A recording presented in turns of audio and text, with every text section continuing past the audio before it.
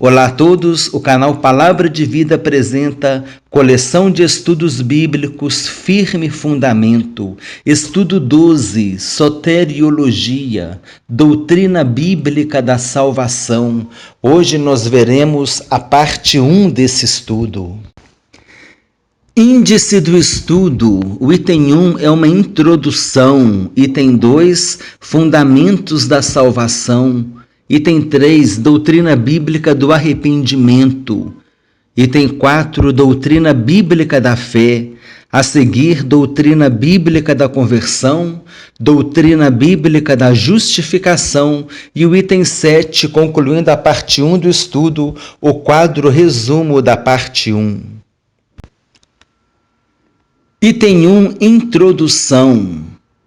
A soteriologia é a parte da teologia sistemática que estuda a doutrina da salvação, ou seja, a doutrina da total redenção do homem mediante a morte de Jesus na cruz do Calvário e sua ressurreição. O termo soteriologia é formado a partir de dois termos gregos, sotérios, que significa salvação, e logos, que significa palavra ou estudo. Dessa forma, soteriologia é o estudo da salvação. Item 2, Fundamentos da Salvação. É muito comum ouvirmos que o maior milagre que nós podemos presenciar é a conversão sincera de uma pessoa. E facilmente podemos concordar com essa colocação, principalmente se considerarmos 8 eventos que veremos a seguir e que acontecem na vida dessa pessoa durante o processo que resulta na salvação. Esses 8 eventos são arrependimento, fé, conversão, justificação, regeneração, adoção, santificação e oração. Em nosso estudo, chamaremos esses eventos de fundamentos da salvação. Item 3, Doutrina Bíblica do Arrependimento. Arrependimento é um termo que tem origem na palavra grega metanoia, tem o significado de mudança de mentalidade, no sentido de sentir pesar e tristeza pelos pecados que já foram cometidos. Pode ser entendido também como conversão, pois por causa do arrependimento, o pecador vivencia uma mudança de direção em suas atitudes, experimenta um profundo e sincero sentimento de tristeza e se esforça para abandonar o pecado. Quando uma pessoa se arrepende, ela deseja abandonar o pecado e voltar-se para Deus. Nasce em seu coração o desejo de confiar no Senhor, de amá-lo e obedecê-lo. Vários personagens bíblicos falaram a respeito da necessidade do arrependimento. Veremos algumas referências bíblicas agora que falam sobre a necessidade do arrependimento. As referências bíblicas estão à direita. João Batista falou sobre o arrependimento em Mateus capítulo 3, versículo 8 a 11. Jesus, nos evangelhos, nós temos 3 referências à direita. Os primeiros pregadores da igreja, Pedro, em Atos capítulo 2, versículo 38, por exemplo, e Paulo em Atos capítulo 17, versículo 30. É interessante você pesquisar essas referências depois. Há outras referências, essas aqui estão sendo apresentadas para ilustrar o estudo. Quando uma pessoa se arrepende, reconhece que desobedeceu a Deus porque fez o que é errado, referência direita, o episódio de Davi e o censo. Pede perdão a Deus a fim de ter a consciência purificada. Deve pedir ajuda para não pecar na mesma área novamente. Temos mais 2 referências à direita. E decide renunciar o pecado, guardando o seu pensamento nas coisas corretas. No arrependimento estão presentes o reconhecimento, a vergonha, a confissão, a renúncia e a aversão ao pecado. A pessoa ela reconhece que ela pecou diante de Deus, ela se sente envergonhada, se sente triste, ela confessa o pecado e ela toma a decisão de renunciar o pecado, não quer mais praticar o pecado, não quer mais viver pecando, ela vive uma vida de aversão ao pecado, procurando evitar o pecado. Tipos de arrependimento: atrição e contrição. Atrição é o arrependimento insincero, está relacionado ao sentimento de perda, como no caso de Esaú, que se entristeceu porque tinha perdido o direito da primogenitura. Também está relacionado ao medo da punição. Como exemplo, podemos citar a criança que chora quando os pais a pegam fazendo algo errado. Muitas vezes volta a fazer a mesma coisa, não teve arrependimento sincero. Contrição é o arrependimento verdadeiro e piedoso, no qual está presente uma profunda tristeza, porque ofendeu a Deus. É acompanhado pelo desejo de se consertar com Deus e de abandonar o pecado. É caracterizado por uma confissão que demonstra tristeza, é autoacusadora, reconhece que pecou. Eu é que pequei, em 2 Samuel 24:17, no episódio de Davi e o censo, ele reconheceu que ele pecou e também que sente vergonha por ter pecado, Esdras capítulo 9, versículo 6, além de sentir aversão ao pecado. O Salmo 51:17 nos ensina que o Senhor não desprezará um coração quebrantado e contrito. Item 4, doutrina bíblica da fé. A palavra fé vem do latim, da palavra fide, e pode ser entendida como a crença incondicional de uma pessoa a alguém ou alguma coisa, considerando ser uma verdade, ainda que não existam provas quanto a isso. A fé é acompanhada da total ausência de dúvida. Dessa forma, é impossível uma pessoa ter fé e duvidar ao mesmo tempo. O escritor aos Hebreus nos deu um conceito de fé. Ora, a fé é a certeza das coisas que se esperam, a convicção dos fatos que se não veem. Hebreus capítulo 11, versículo 1.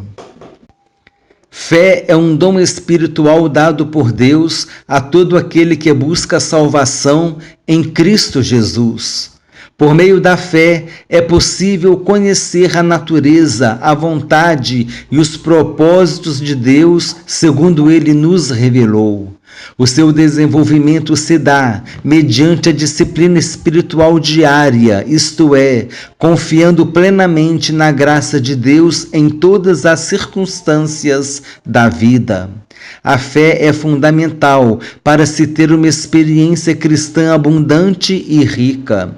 A Bíblia nos mostra numerosos ensinamentos a respeito da fé. Em Tiago, capítulo 1, versículo 6, Tiago, capítulo 2, versículo 5, 1 Pedro, capítulo 1, versículo 7 a 9. Esse texto foi tirado do Dicionário da Bíblia de Estudo Almeida, do ano de 1999. 3 tipos de fé. Fé para a salvação é aquela fé quando nós aceitamos Jesus como nosso Salvador. Também tem a fé para a vida cristã diária, a nossa fé no dia a dia na presença de Deus. Nós vamos crendo na presença de Deus. A Bíblia diz que o justo viverá pela fé. E tem a fé como dom para operar milagres, como no caso de Elias no Monte Carmelo e a abertura do Mar Vermelho com Moisés. Então, Elias e Moisés vivenciaram momentos de fé para operar milagres, e Deus pode usar uma pessoa em determinado momento para operar uma maravilha, para operar um grande milagre em algum momento determinado. Nós vemos aqui uma observação, de acordo com o teólogo Stanley Orton, esse dom é uma fé milagrosa para uma situação ou oportunidade especial. Suportes para a nossa fé, a palavra de Deus. A fé vem pelo ouvir a palavra de Deus.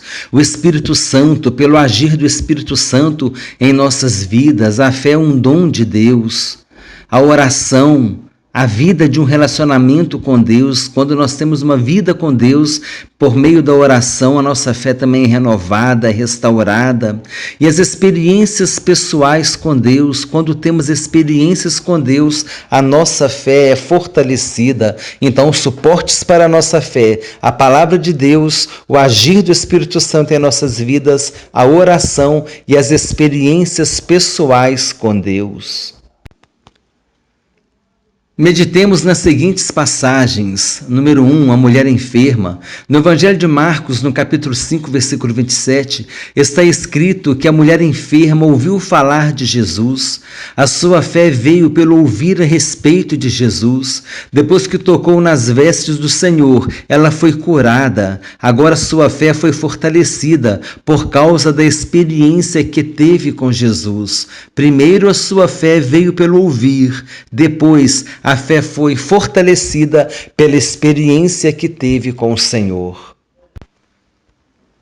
Segunda meditação, o pai do jovem possesso. Em Marcos capítulo 9, versículo 14 a 29, nós vemos a passagem da cura de um jovem que sofria desde a infância por causa da opressão de um espírito imundo. O pai disse a Jesus: "Se tu podes alguma coisa, ajuda-nos." Jesus respondeu: "Se podes, tudo é possível ao que crê." O pai respondeu: "Eu creio, ajuda-me na minha falta de fé." Se nos faltar fé em algum momento, devemos ter a humildade deste pai e pedir ao Senhor que aumente a nossa fé. Em Hebreus capítulo 12, versículo 2 está escrito que Jesus é o autor e consumador da fé. A fé e as obras. Tiago capítulo 2, versículos 14 a 26. Em sua carta, o apóstolo Tiago apresenta diversos conselhos práticos para uma vida cristã bem-sucedida. Ele aborda diversos assuntos como não falar mal uns dos outros, não fazer acepção de pessoas, o dever de refrear a língua, sobre a fé e as obras. A respeito desse último, de acordo com a Bíblia de Estudo Almeida de 1999, Tiago se refere a uma fé que consiste na mera aceitação intelectual e teórica das verdades religiosas, sem chegar a ser obediência prática a Deus. A essa fé teórica, Tiago contrapõe não algumas obras sem fé, mas uma fé viva que se manifesta com as obras. As referências abaixo, em Mateus, Gálatas e 2 referências da Epístola de Tiago. As obras e a salvação. Paulo nos ensina em Efésios capítulo 2, versículo 8, que a salvação é mediante a fé e não por meio de obras, para que ninguém se glorie. Paulo é muito esclarecedor em sua epístola a Tito, capítulo 3, versículo 8, quando diz: "Fiel é a palavra, e quero que, no tocante a estas coisas, faças afirmação confiadamente, para que os que têm crido em Deus sejam solícitos na prática de boas obras. Estas coisas são excelentes e proveitosas aos homens." Com essa colocação de Paulo, entendemos que uma pessoa que tem experimentado uma real conversão sempre estará solícita a fazer boas obras, de qualquer natureza que seja. As obras acompanharão uma pessoa de fé, mas não para que lhe seja dada a salvação, mas como fruto de uma vida cristã.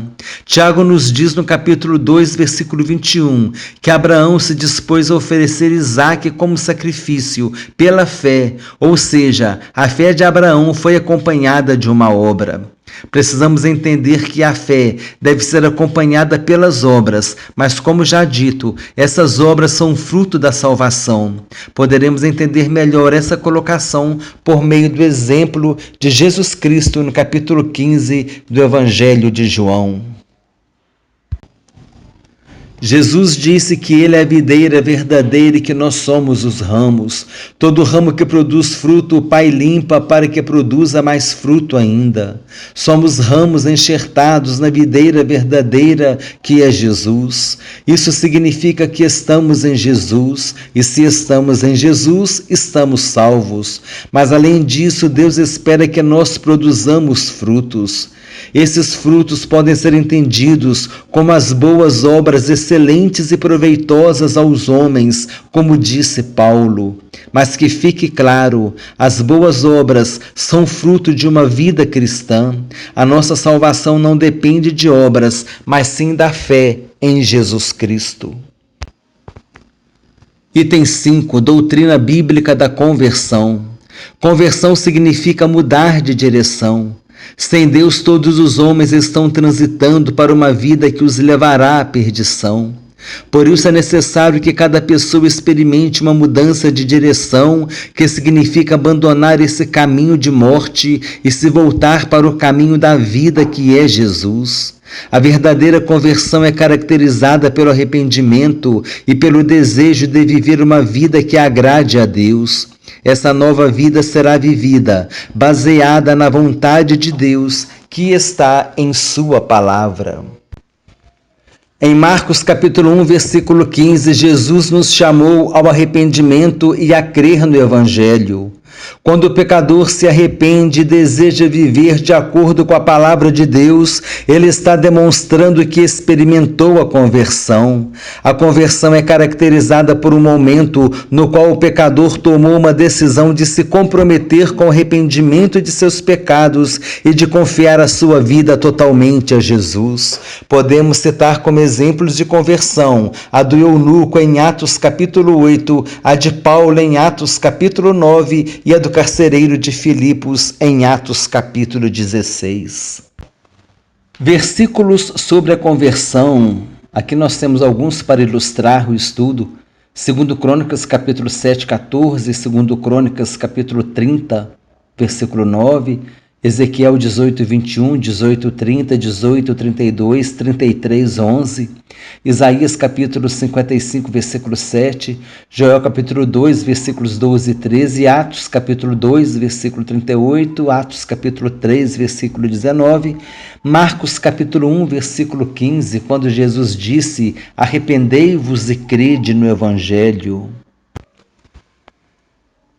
Item 6. Doutrina bíblica da justificação. Justificação é uma declaração de Deus por meio da qual todos os processos da lei divina são plenamente satisfeitos por meio da justiça de Cristo em benefício do pecador que o recebe como Salvador. O termo justificação é um termo forense e está relacionado com práticas judiciais. É utilizado no contexto do estudo para relacionar com o julgamento realizado por Deus por causa da situação de pecado na qual cada ser humano se encontra. Porque somos pecadores, cada ser humano tem uma dívida com Deus a qual não tem condições de pagar. Então Deus proveu o pagamento dessa dívida que foi feito por meio da morte de Jesus na cruz. Diante disso, quem reconhece ser um devedor diante de Deus, um pecador, e reconhece que Jesus pagou a sua dívida, morrendo pelos seus pecados, tem a sua dívida considerada paga, e por causa disso Deus o declara justo.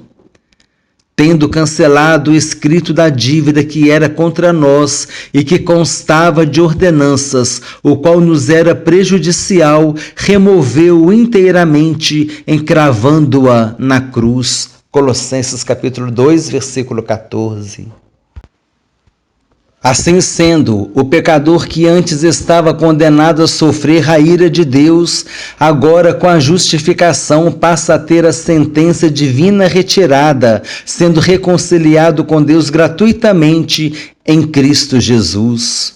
Justificados, pois, mediante a fé, temos paz com Deus por meio de nosso Senhor Jesus Cristo. Romanos capítulo 5, versículo 1. A justificação alcança a todos. Jesus morreu para a salvação de toda a humanidade. A salvação é para todos os homens, ou seja, a salvação ela é oferecida para todos os homens. Se todos vão aceitar, esse é outro assunto, mas a vontade de Deus que todos os homens sejam salvos e cheguem ao pleno conhecimento da verdade. Em João 3,16 está escrito que Deus amou ao mundo de tal maneira que deu seu Filho unigênito para que todo que nele crê não pereça, mas tenha a vida eterna. Diante disso podemos entender que a salvação é oferecida a todos, mas somente terá a experiência da salvação quem crer no Senhor Jesus e tiver a experiência do novo nascimento.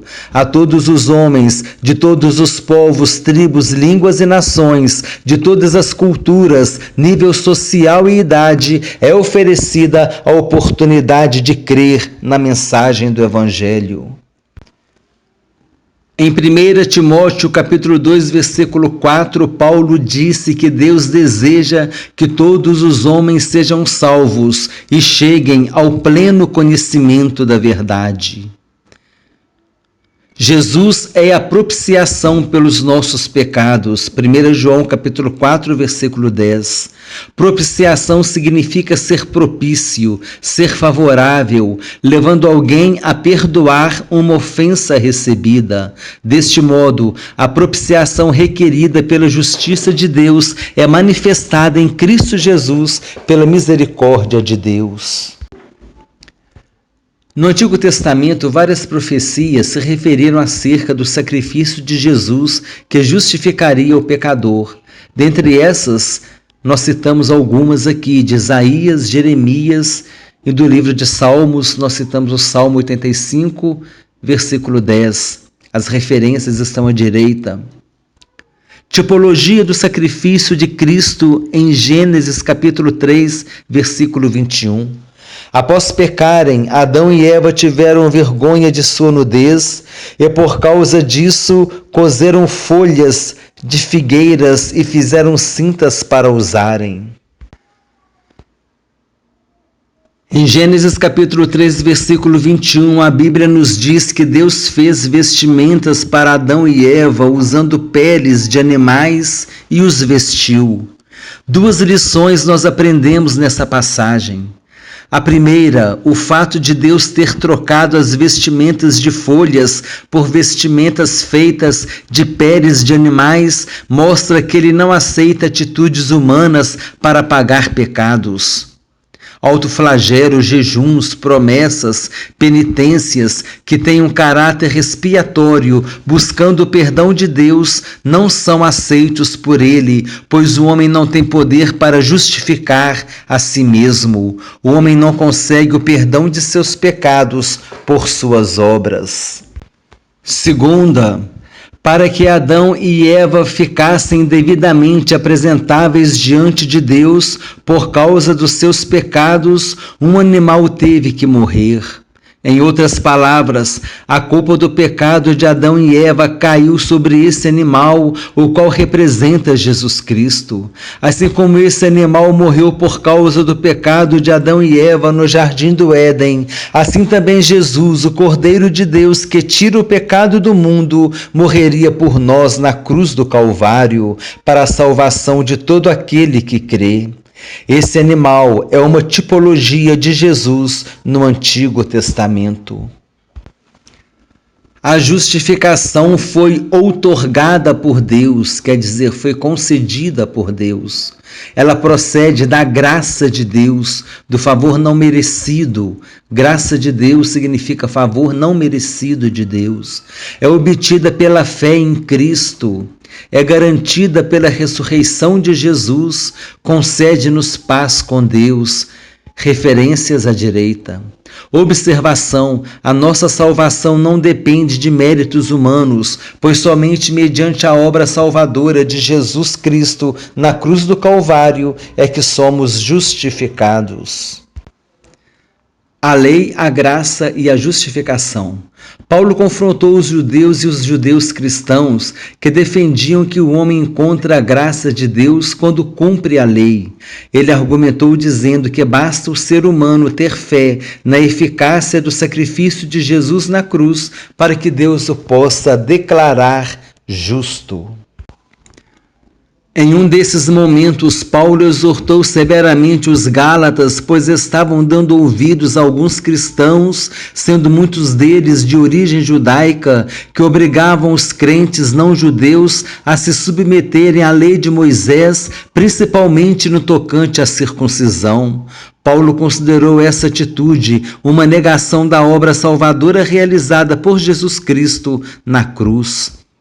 As referências estão em Gálatas capítulo 1, versículos 6 e 9, Gálatas capítulo 5, versículos 2 a 6 e Gálatas capítulo 6, versículos 12 a 15. A fé de Paulo versus a fé e as obras de Tiago. Paulo se refere à fé para a salvação, na qual o homem crê no Senhor Jesus e se converte. Ele é justificado pela fé e não carrega mais a culpa do seu pecado sobre si, porque Deus o declarou justo. Ele foi salvo sem obras. Ele foi justificado, justificação mediante a fé em Cristo Jesus. Então, o foco de Paulo é a fé para a salvação. Tiago já tem como foco a fé para a vida cristã diária, e uma vida cristã diária que deve produzir bons frutos e boas obras. Você demonstra sua fé produzindo bons frutos, boas obras. Leiamos aqui o texto. Tiago se refere à fé da vida cristã diária, que deve ser acompanhada de obras, as quais são fruto de uma vida em santificação. Acontece após a conversão, sendo um processo contínuo. As obras são os bons frutos que a vida espiritual deve produzir, sendo de qualquer natureza: ajudar o próximo, não falar mal, fazer o bem, visitar o enfermo, ajudar o próximo com alimentação ou com remédio ou com roupas, fazer coisas que são boas obras, e essas boas obras elas vão acompanhar a fé da pessoa. Então Paulo, ele tem Tiago, melhor dizendo, ele tem esse foco da vida cristã diária, a fé da vida cristã diária. É diferente de Paulo, que o foco dele é a fé para a salvação. Lembra que nós falamos que existe a fé para a salvação e que existe a fé para a vida diária? Então, Paulo e Tiago, um não está contradizendo o outro, eles estão trabalhando com focos diferentes em relação à fé. Paulo em relação à fé para a salvação e Tiago em relação à fé para a vida cristã diária. É importante que isso seja entendido. Abraão como exemplo de justificação pela fé. A justificação de Abraão não foi por obras meritórias, mas sim pela fé. Ele creu em Deus e isso lhe foi imputado para a justiça. Obras meritórias estão relacionadas a mérito, a merecimento. Também não foi pela circuncisão, pois quando ele foi chamado por Deus, não havia circuncisão. A fé e a justificação de Abraão foram antes da lei de Moisés, que veio aproximadamente 430 anos depois. Conclusão: as obras meritórias, a circuncisão e a lei não tiveram nada a ver com a justificação pela fé de Abraão e não podem ser requisitos para a nossa justificação. Somente a fé em Jesus Cristo é requisito para a nossa justificação. Item 7, quadro resumo da parte 1. Vamos falar sobre o que nós vimos no estudo de hoje, a introdução, a origem do termo soteriologia. Soteriologia é o estudo da salvação, os fundamentos da salvação, que são arrependimento, fé, conversão, justificação, regeneração, adoção, santificação e oração. Doutrina bíblica do arrependimento. Quando uma pessoa se arrepende, reconhece que pecou, pede perdão e renuncia ao pecado. Os tipos de arrependimento: a atrição versus a contrição. A atrição é o arrependimento insincero, a contrição é o arrependimento sincero. Doutrina bíblica da fé. Os 3 tipos de fé: a fé para a salvação, a fé para a vida cristã diária e o dom para operar milagres. Continuação do quadro resumo: suportes para a nossa fé. Nós consideramos a palavra de Deus, o agir do Espírito Santo, a oração e a experiência com Deus.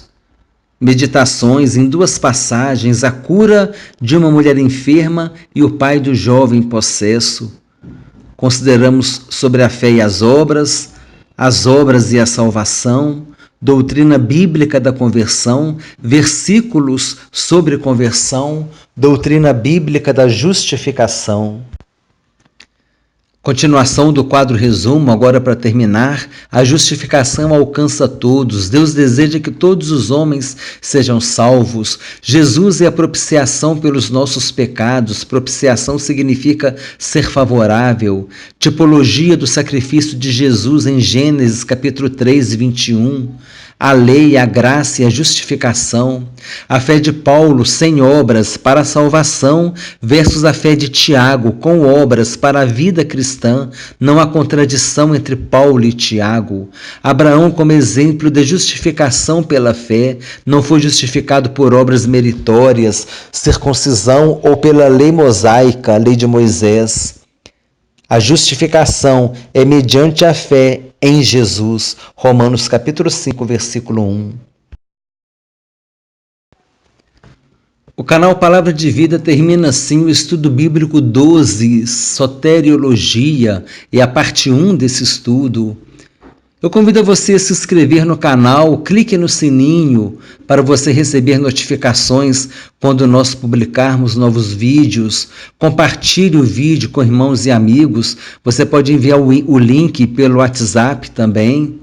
Faça um comentário se você desejar.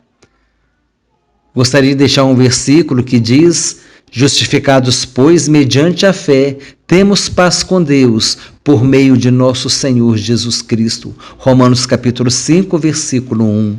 Desejo que Deus abençoe a todos abundantemente, em nome do Senhor Jesus.